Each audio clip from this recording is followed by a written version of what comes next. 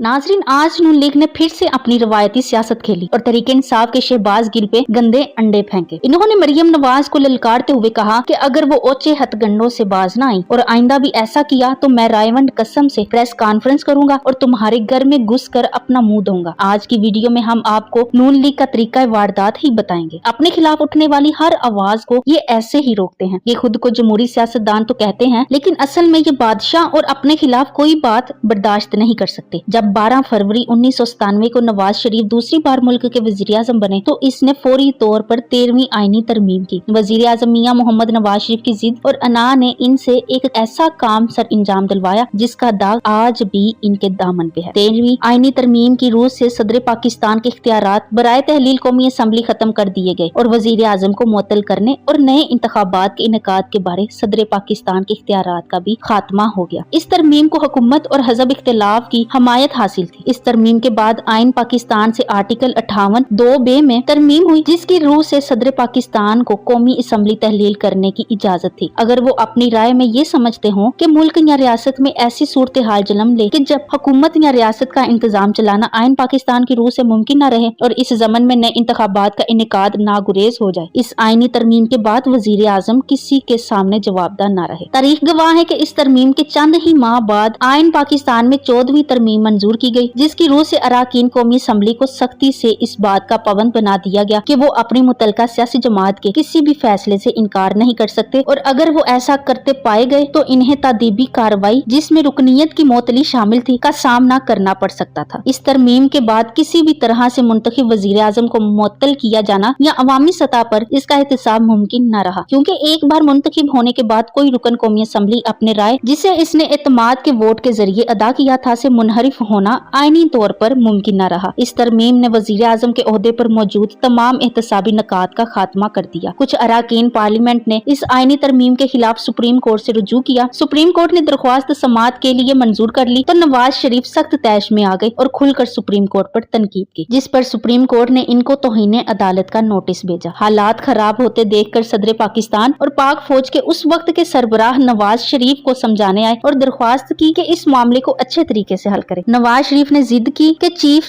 Justice Sajjad Ali Shah को अपना ओहदा छोड़ना होगा। 28 नवंबर 1997 को सुप्रीम कोर्ट में उस वक्त के चीफ जस्टिस सैयद सज्जाद अली शाह की सरबराही में एक फुल बेंच इस वक्त के वजीर आजम मियां मोहम्मद नवाज शरीफ के खिलाफ तौहीन अदालत के मुकदमा की समाअत कर रहा था। समाअत उस वक्त इख्तितामी मराहल में थी। वजीर ख्वाजा आसफ मदतरब होकर उठे और अदालत की इजाजत से बाहर चले गए। इनके बाहर जाने के कुछ ही लम्हात के बाद अदालत में शोर गोगा बुलंद हुआ और शोर और नारों की आवाजें कोर्ट रूम के नजदीक आती गई। सहाफियों की खबर पर जस्टिस सज्जाद अली शाह ने मुख्तसर अल्फाज में अदालत को बर्खास्त करने का हुक्म दिया और इंतहाई तेजी से साथी जजों के साथ कोर्ट रूम से रवाना हो गए। उसकी थोड़ी देर बाद नून लीगी सेनेटर और एहतसाब सेल के सरबराह सैफुल रहमान की क़यादत में नून लीगी जामा और कारकुनान पर मुश्तमिल एक मुश्तिल हजूम कोर्ट रूम में दाखिल हो गया और जजों को वहां ना पाकर जजों को खबरदार करने वाले सहाफी को जदोकोब करने लगा जिसे बड़ी मुश्किल से साथी सहाफियों ने छुड़ाया। बाद में अपने हमनवा जजों के जरिए से चीफ जस्टिस सैयद सज्जाद अली शाह के खिलाफ बगावत करवा दी गई और उस वक्त के अखबारात में चीफ जस्टिस साहब को जहनी तौर पर बीमार शख्स साबित करने की कोशिश भी की जा रही थी। उस वक्त भी चीफ जस्टिस साहब के खिलाफ दीगर जजों खास कर कोयटा रजिस्ट्री के जज साहबान नवाजे जाने की कहानियां गर्दिश करती रही। उससे पहले के जस्टिस सज्जाद अली शाह अपने फैसले के जरिए से मियां नवाज शरीफ को नाअहल करते इन्होंने सुप्रीम कोर्ट पर हमला करवा के चीफ जस्टिस साहब का तख्ता उलट दिया था। नून लीग के दूसरे दौरे हुकूमत में उस वक्त के एहतसाब सेल के चेयरमैन सैफुल रहमान उस वक्त की एहतसाब अदालत की एक जज जस्टिस अब्दुल कयूम को वजीर आला पंजाब शहबाज शरीफ का पैगाम पहुंचाते रहे कि SGS को टेकना केस में आसफ अली जरदारी और बेनजीर भुट्टो को ज्यादा से ज्यादा सजा सुनाए। इनकी बदकिस्मती कि इनकी ये गुफ्तगू रिकॉर्ड कर ली गई और बाद में अदालत में पेश कर दी गई। इस मश्क में जस्टिस कयूम को अपने ओहदे से हाथ धोने पड़ गए लेकिन शहबाज शरीफ के खिलाफ कोई कार्रवाई अमल में ना लाई जा सकी। अपने तीसरे दौरे हुकूमत में भी इनका यही हाल रहा और हर अदारे को छेड़ते रहे और अपने मुखालफिन के खिलाफ कार्रवाई करते रहे। मॉडल टाउन इसकी जिंदा मिसाल है। इमरान खान की हुकूमत में भी ये लोग अपनी बादशाहत को नहीं भूले और 11 अगस्त 2020 में भी मुस्लिम लीग नून ने नैब कौमी एहतसाब ब्यूरो के ऑफिस पर हमले पर एक और स्याह तारीख रकम की। आज मरियम नवाज ने प्रेस कॉन्फ्रेंस करते हुए अपनी सारी कोताहियों को फौज पर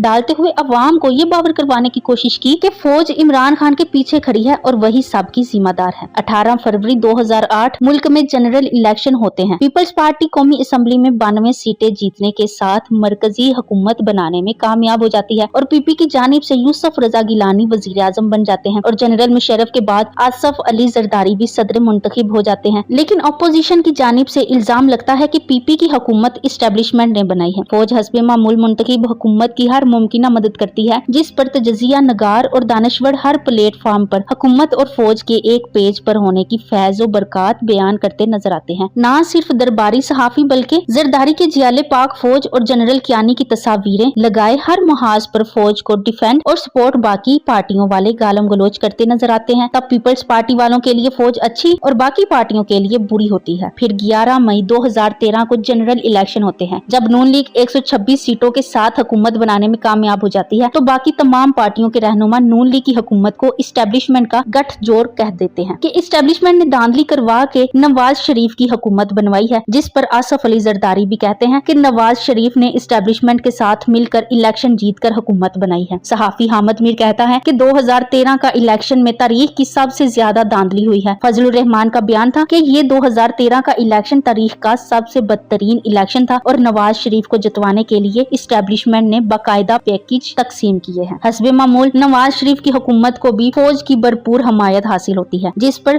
तजजिया नगार फौज और हुकूमत के एक पेज पर होने के फैज़ो बरकत बयान करते नजर आते हैं और नवाज शरीफ के शेर अकीदतमंद जनरल राहील शरीफ की तस्वीरें लगाए फौज के तराने गाते हर मुहाज पर पाक फौज को सपोर्ट और डिफेंड करते नजर आते हैं और बाकी पार्टियों वाले इस्टेब्लिशमेंट को गालम गलोच करते नजर आते हैं। तब नून लीग के लिए फौज अच्छी और बाकी पार्टियों के लिए बुरी होती है। इसके बाद 2018 में जब से पीटीआई वालों को हुकूमत मिलती है तो अपोजिशन जमात मामूल के मुताबिक इमरान खान को इस्टेब्लिशमेंट की कठपुतली और सिलेक्टेड कहना शुरू कर देते हैं। लेकिन फौज पहले की तरह आइनों कानून के मुताबिक मुंतखब हुकूमत की हर मुमकिन मदद करती है, जिस पर मुखालिफ पार्टी के अकीदतमंद सहाफी खलाई मखलूक की कठपुतली जैसे अल्फाज इस्तेमाल करने लग जाते हैं। अस्करी क़ियादत और सिविल हुकूमत का एक पेज पर होने पर इमरान खान के जियाले जनरल बाजवा की तस्वीर लगाए पाक फौज को सपोर्ट और डिफेंड और बाकी पार्टियों वाले गालम गलोच करते नजर आ रहे हैं। अब भी फौज पीटीआई वालों के लिए अच्छी और बाकी पार्टियों वालों के लिए बुरी है। अगर मान भी लें कि इस्टेब्लिशमेंट इलेक्शन के रिजल्ट चेंज करवाती है तो सवाल ये उठता है कि ये रिजल्ट वो लाहौर, गुजरांवाला, कसूर, उखाड़ा, साहिवाल और खानीवाल में क्यों नहीं करवा सकी? इस्टेब्लिशमेंट पूरे सिंध से पीटीआई को क्यों नहीं जितवा सकी सिवाय कराची के? दुनिया जानती है कि चौधरी नसार के इस्टेब्लिशमेंट से कैसे ताल्लुकात हैं और सब कह भी रहे थे कि चौधरी नसार ने नून लीग से अलहदगी भी इस्टेब्लिशमेंट ने करवाई है, तो फिर इस्टेब्लिशमेंट चौधरी नसार को क्यों नहीं जितवा सकी? अगर इस्टेब्लिशमेंट ने इलेक्शन में धांधली करवाई है तो नून लीग और पीपी के लगाए हुए इलेक्शन कमीशन के सरबराह ने क्यों ऐसा होने दिया और इसके बारे में बताया क्यों नहीं, जबकि वो इलेक्शन के साफ और शफाफ होने का कह रहे थे? दूसरा इल्जाम ये लगाया जाता है कि पनामा लीक्स इस्टेब्लिशमेंट की साजिश थी। पहली तो बात ये कि चलो